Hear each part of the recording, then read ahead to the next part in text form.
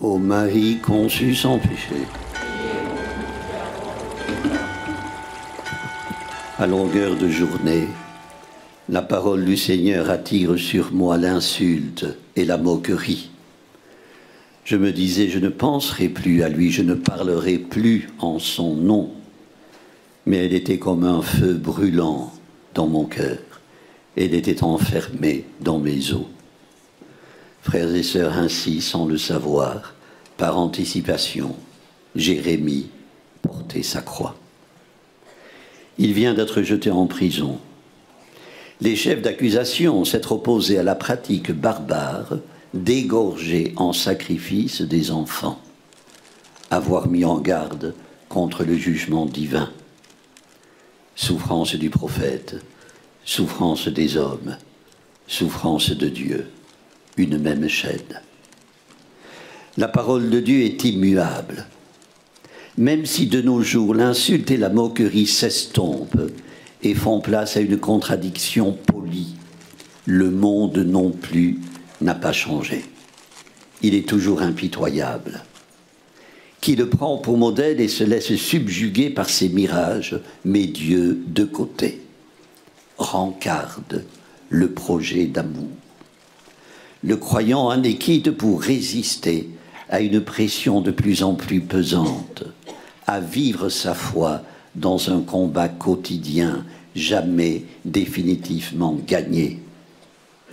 Frères et sœurs, porter la parole oblige à ramer à contre-courant dans une société de plus en plus amorale, un adjectif banni sauf par les prédicateurs.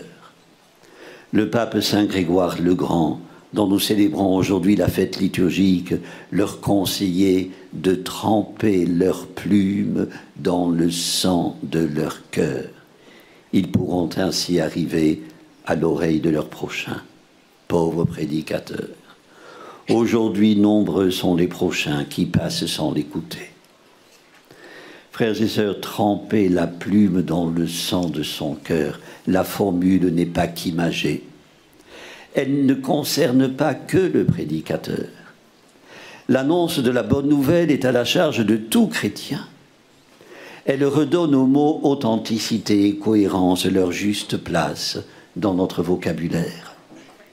Fonder sa vie sur celui qui détient les paroles de la vie éternelle oblige à un choix radical. Un choix qui n'est pas de notre âge, mais de tout âge.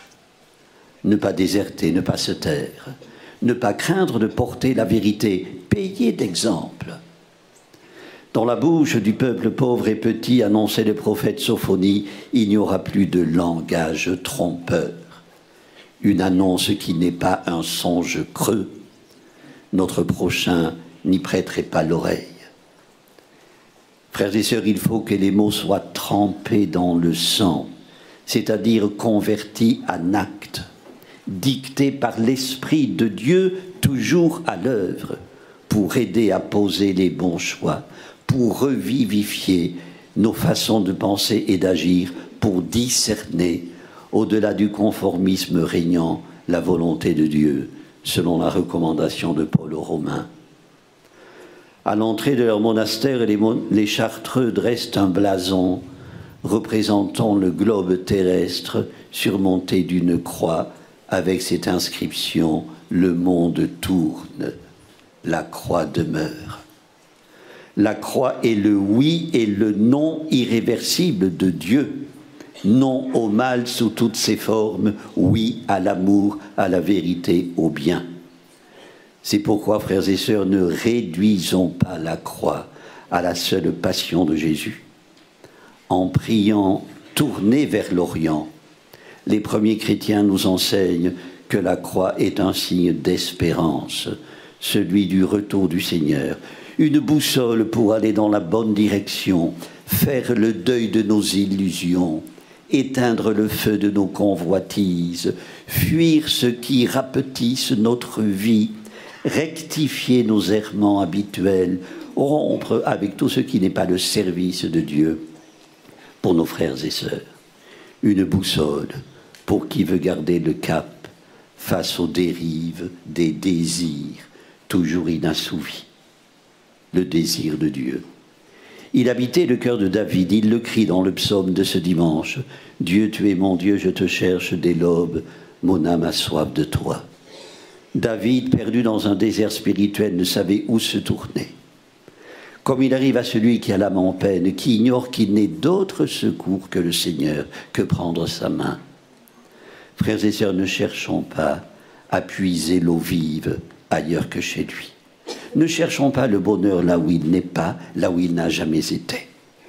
N'empruntons pas un autre chemin que celui tracé par Jésus, prendre sa croix et le suivre. C'est stupéfiant d'exigence, oui, mais il ne s'agit pas d'un engagement stoïque, bien plutôt avec un cœur doux et humble d'emprunter la route du témoignage. À l'occasion de contester les traditions sclérosées, de dénoncer les compromissions des puissants, à telle enseigne que porter sa croix n'est pas une option facultative, surtout quand on vit dans un monde où dominent les forces destructrices. C'est un choix délibéré quand l'épreuve, l'âge par exemple, nous paraît taillée pour d'autres que pour nous. Un conte édifiant rapporte qu'un moine cordonnier se plaignait un jour à Dieu de l'ingratitude de son travail.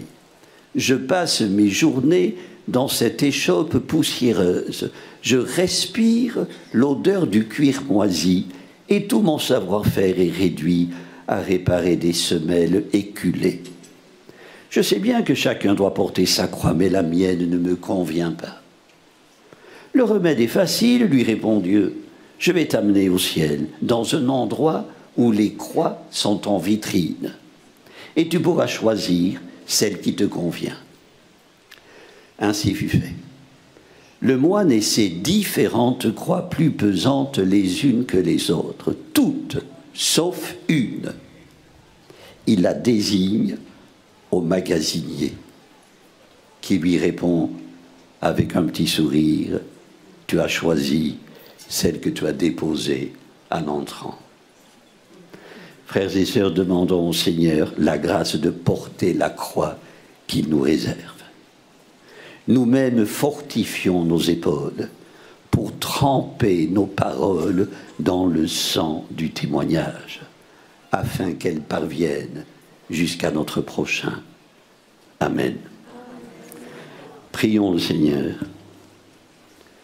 Dieu notre Père, tu t'es fait semblable aux hommes en nous donnant ton Fils Jésus.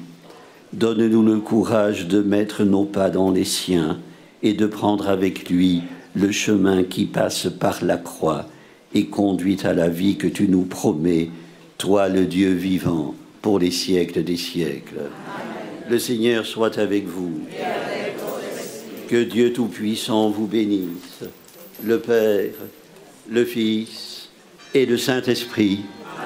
Notre-Dame de Lourdes, Saint Grégoire le Grand, Sainte Bernadette, ô Marie conçue sans péché,